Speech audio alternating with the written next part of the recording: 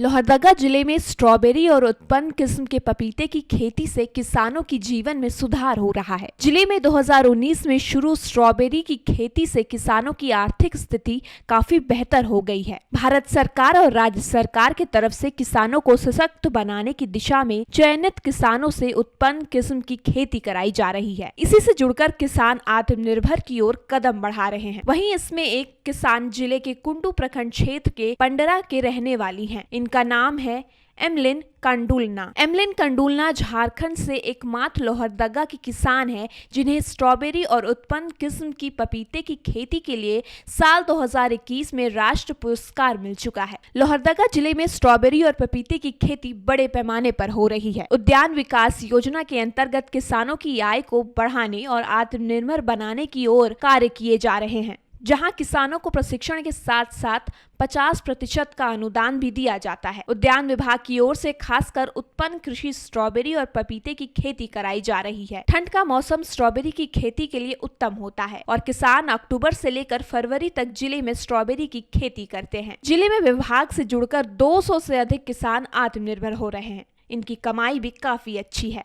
Emlyn कांडुलन कृषि विज्ञान केंद्र और उद्यान विकास से जुड़ी, फिर प्रशिक्षण लेकर कृषि से जुड़कर आत्मनिर्भर बनकर उत्पन्न किसान की खेती कर रही हैं। एमलिन कृषि के क्षेत्र में एक उद्यान और समाज के लिए एक मिसाल के रूप में उभर रही हैं। एमलिन को उत्पन्न किस्म की खेती पपीता और स्ट्रॉबेरी की खेती के लिए साल 2021 में झारखंड की एकमात्र किसान जिन्हें दिल्ली में भारतीय कृषि संस्थान द्वारा सर्वश्रेष्ठ कृषि उद्यमी का राष्ट्रीय पुरस्कार दिया गया था। इससे पहले भी वर्ष 2021 में नर्सरी के लिए उन्हें ICAR पटना की तरफ से पुरस्कृत किया जा चुका है। एमलिन अपने खेतों में कई प्रकार की खेती करती हैं। इसमें ऑर्गेनिक और उन्नत किस्म की खेती पपीता, स्ट्रॉबेरी, टमाटर, आलू शामिल हैं। इससे इनकी आय साल भर होती रहती है। एमलिन सालाना आराम से 5 से 6 लाख रुपए की कमाई कर लेती हैं।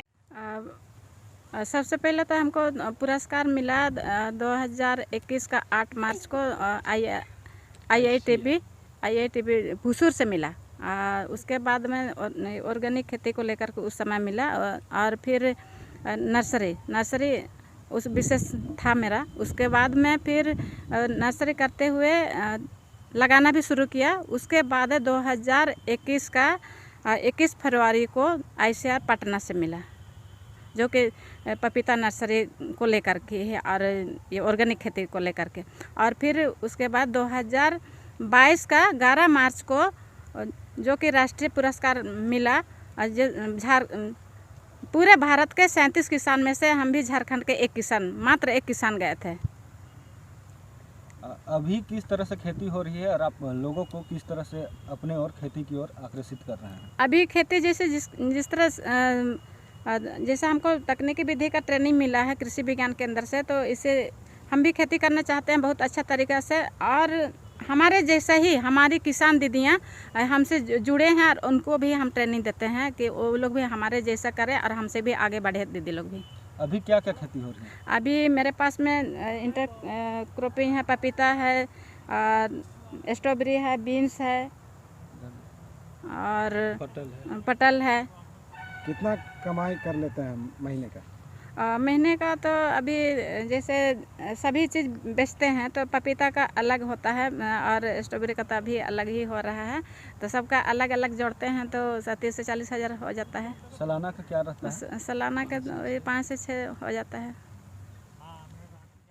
एमलिन खुद तो आत्मनिर्भर कृषि उद्यमी है ही, लेकिन वो दूसरों को भी अपने द्वारा सीखे कृषि तकनीकों के गुण देकर आत्मनिर्भर बनाने की दिशा में काम कर रही हैं। यही कारण है कि अपने क्षेत्र में एमलिन को लोग बागे दीदी के नाम से बुलाते हैं। बागे दीदी से कृषि के गुण सीखने आए नए किसान जुनिका खालको में भी उत्साह और उमंग है। वो दीदी से कृषि के गुण सीखकर आगे दीदी की तरह ही उन्नत किस्म की कृषि करना चाहती हैं। सुनिए क्या कह रही हैं जुनिका खालको। हम लोग बागे दीदी से सीख के हम लोग आगे बढ़ने की कोशिश कर रहे हैं और हम लोग भी इसमें इंटरेस्ट ले रहे हैं, बागे दीदी जैसा भी हम लोग हो जाए। और बागे दीदी मेरे एक गहरी सहेली भी है, दोस्त भी है, माँ भी है, बहन भी है।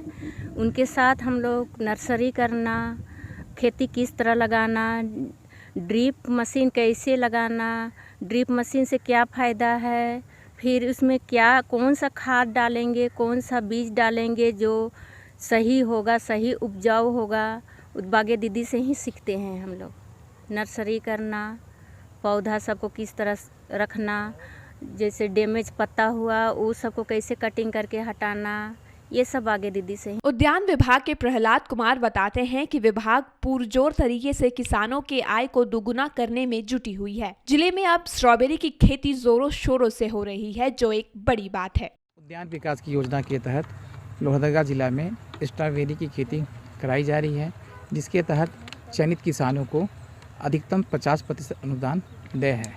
इस अनुदान के तहत लाभुक किसानों को पौध सामग्री, पौधे आदि की व्यवस्था कराई जा रही है। बागे दीदी ये नाम से ही जाने जाती हैं और बागे दीदी को हम लोग भी जो है बागे दीदी कह के ही पुकारते हैं।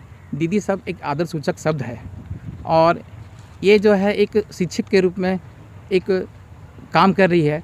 जैसा कि अभी आप उनके खेत पे देख भी रहे होंगे कि यहाँ पे हमेशा जो है 4-5 महिला दीदी किसान जो है यहाँ पे आते रहते हैं और ये जो है एक शिक्षक के रूप में वो अपनी वो जो अपना जो है मिसाल जो है अपने उनको बताती रहती हैं कि आप भी एक प्रगतिशील कृषक बनिए, आप भी अपना समय एक साथ समेकित कृषि करके कीजिए।